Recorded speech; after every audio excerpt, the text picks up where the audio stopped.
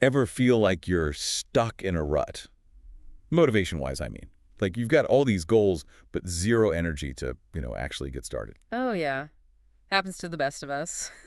Glad to hear it's not just me, but hey, the good news is our listeners sent in this awesome collection of motivation tips, and we're going to unpack them. It's like a master class in getting things done. Right. And we're going to break down the why behind each tip so you can actually put them to work. Absolutely. What I love about this set is it goes way deeper than just, surface level advice. It's like it gets into the science of why we get stuck. Exactly. We're not just going to be like, do this, do that. It's more about understanding how your brain works when it comes to motivation. Yeah, that's key. Because if you're just forcing yourself without getting the reasons behind it, it's way harder to stick with it. Okay, so let's dive in this first tip. It's all about having a strong why. And they have this great example. Instead of saying, I want to lose weight, shift it to, I want to feel confident, energetic, play with my kids, live longer. Why is that little shift so powerful? It's all about intrinsic motivation. Like, lose weight, that's kind of an external goal, right? You're trying to meet some standard. But when you connect it to deeper values like feeling good, spending time with your family, that's where the magic happens. You're tapping into something like way more powerful. It's emotional. You're giving yourself a reason that actually resonates. Totally. Like, yeah, climbing a mountain's cool, but it's that feeling when you're at the top, taking in the view, that really pushes you. The goal itself is just a step. It's the feeling that matters. Exactly. And we're wired to respond to those emotions. So when you connect a goal to a strong feeling, like that sense of accomplishment or joy, bam, suddenly it's a whole lot more compelling. This makes a lot of sense. Okay, so we've got a why, right? Okay. But sometimes, even with that, the sheer size of our dreams can feel, I don't know, overwhelming. Oh, for sure. That feeling of overwhelm is like motivation kryptonite. Right. So how do we actually start moving towards those big goals without getting discouraged? That's where breaking things down comes in. Smaller, more achievable goals, like way less intimidating. They use this example of writing a book. Instead of stressing about the whole 70,000 words, they suggest aiming for just 500 words a day. Way more doable. Right. And there's science behind that, too. It's about how our brains work. Each small win, like hitting that 500-word goal, releases dopamine. Dopamine, that's the good stuff, right? It's the pleasure and reward chemical. So your brain's basically like, hey, this feels good. Let's do it again. So it's a positive feedback loop. Exactly. The more you win, the more motivated you feel to keep Yeah. going. And that momentum makes a big goal feel way less scary. Makes sense. And speaking of consistency, that brings us to habits. I kind of think of them like setting your GPS. You plug in your destination, and it guides you, even if there are a few detours along the way. Love that analogy. And habits work in a similar way. They automate our actions, so we're not relying on willpower all the time. Which, let's face it, can be pretty unreliable. Totally. And the source have this great tip. If you want to make exercise a regular thing, schedule it in, like same time each day, just like an important appointment. Oh, so like working out first thing in the morning, every morning. Exactly. That way, waking up becomes your trigger for the habit. Over time, it's like you just do it, no decision needed. It's like on autopilot. Pretty much. Okay, so we've got our strong why, Mm-hmm. our smaller goals, and our trusty GPS, our habits. This is shaping up to be a pretty awesome motivational toolkit, right? I'd say so. What else have we got? Well, now for the fun part. The next tip is all about rewards. Rewards. Okay, you've got my attention. Tell me more. It's not about, like, indulging in anything crazy. It's about strategically using rewards to reinforce those good behaviors you're building. Hmm. So, like, if I stick to my writing schedule for a week, maybe I treat myself to a movie night. Exactly. And, remember dopamine. Rewards trigger that release, too. It's like your brain giving you a high five saying, keep up the good work. Like a little chemical pat on the back. Haha, yeah, exactly. And that makes you want to repeat the behavior. Wow, this is making a lot of sense. Okay, so I'm already feeling more motivated just by talking about this. But, even with the best intentions, we all have those days, right? The setbacks. How do we handle those? That's where the whole progress over perfection thing comes in. Because Because, so many people get stuck in all or nothing thinking, like one missed workout and the whole plan's ruined. oh, I know that feeling. Like, I skipped my writing session today. Might as well give up on the whole book. Right. It's easy to spiral, but that's where self-compassion is key. The source used this example. You miss a day at the gym, right? Instead of beating yourself up, just acknowledge it and recommit for tomorrow. So it's more about like reframing it. It's a blip, not a derailment. Exactly. Remember, it's about progress, not perfection. We're all human. We are. So it's about getting back on track and focusing on the big picture. You got it. Okay, so we've got our why, our smaller goals, habits, rewards, and a healthy dose of self-compassion.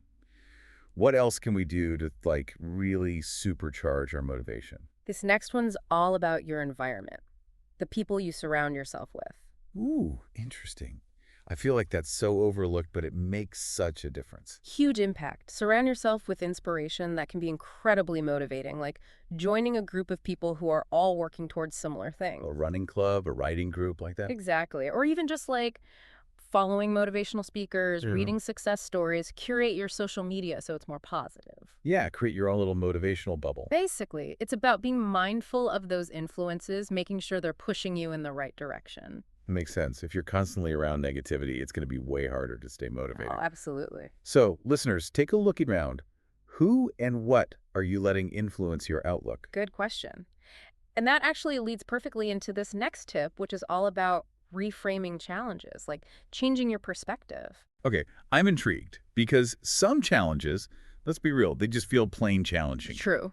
But it's about cognitive reframing, shifting how you see a situation. The source had this great example. Let's say you've got a really tough project. Instead of seeing it as overwhelming, see it as a chance to learn and grow. So you're turning dread into like excitement for what you might gain from the experience. Yeah, you're focusing on the potential, not the problem. Love that. And that mindset shift can change your whole emotional response. Suddenly, you're more likely to tackle it head on. Okay, this is awesome. So many great tips. But I know some listeners might be a little skeptical about this next one.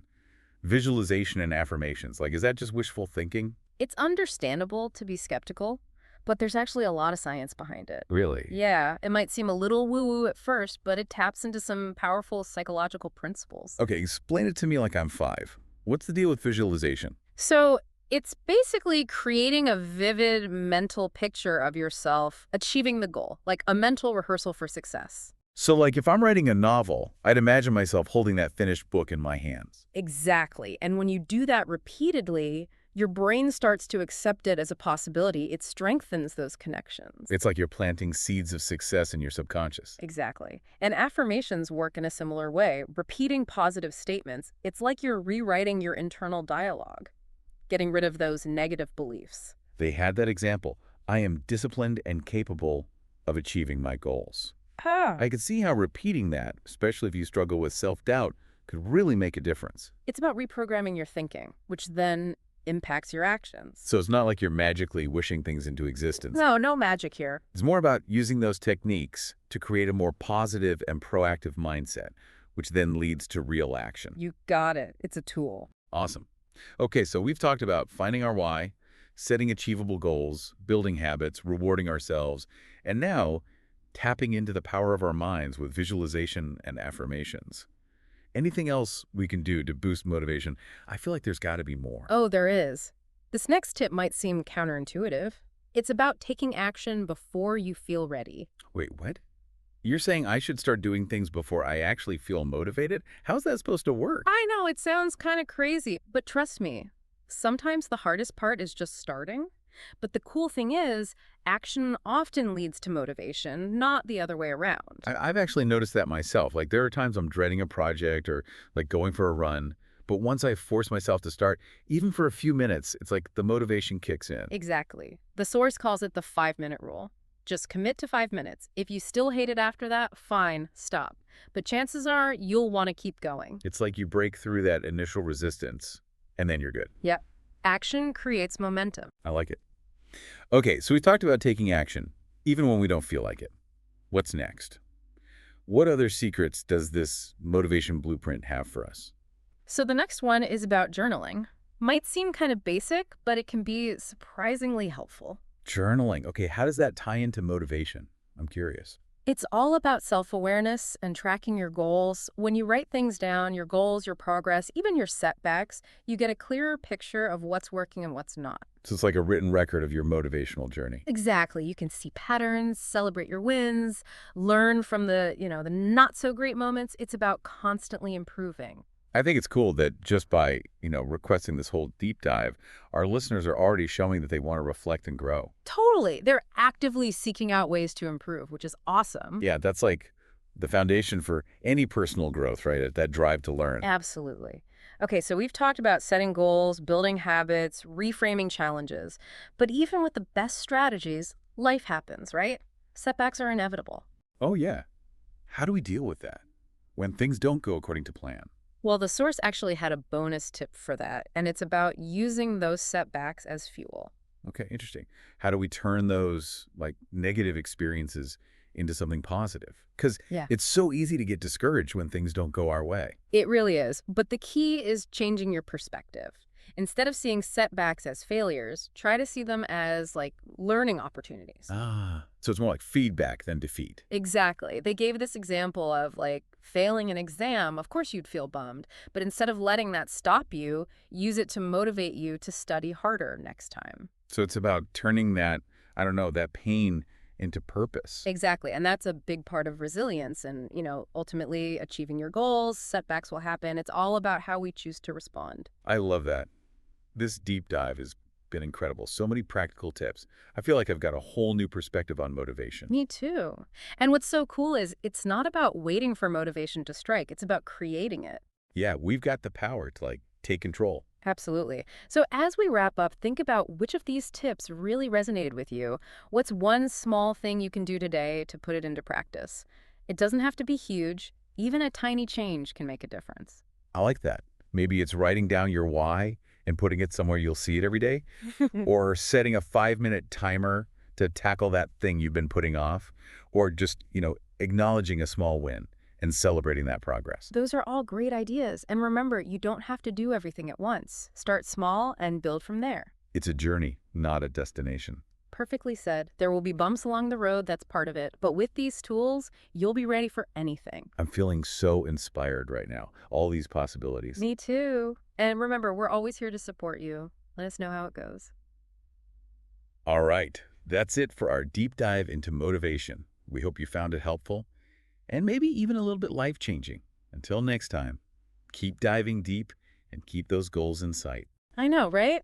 It's like you're not at the mercy of your feelings. You can actually do something about it. Exactly. We talked about it earlier, but it's so important. Taking action, even if you don't feel like it, that's what sparks the motivation. Totally. So as we wrap up, I want to leave you with this. Think about which of these tips really clicked for you. Like, what's one small thing you can do, like, right now to try it out? Yeah, it doesn't have to be some big dramatic thing. Even a tiny change can make a difference. Maybe it's writing down your why, like we said, and sticking it on your fridge. Or setting a timer for 5 minutes and just tackling a piece of that project you've been avoiding. Ooh, good one. Or even just like acknowledging a small win you had today. Yeah. Celebrate that progress. I love it. And hey, remember, you don't have to do everything at once. Pick one thing, start there, and build from there. It's a journey, right? Not a race. There'll be ups and downs. That's just part of it. But now you've got all these tools to, deal with those challenges Yeah. and achieve amazing things. You got this. We're rooting for you. And hey, let us know how your motivation experiment goes. We love hearing from you guys.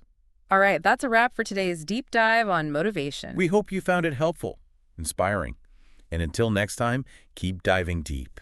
And keep those goals in sight.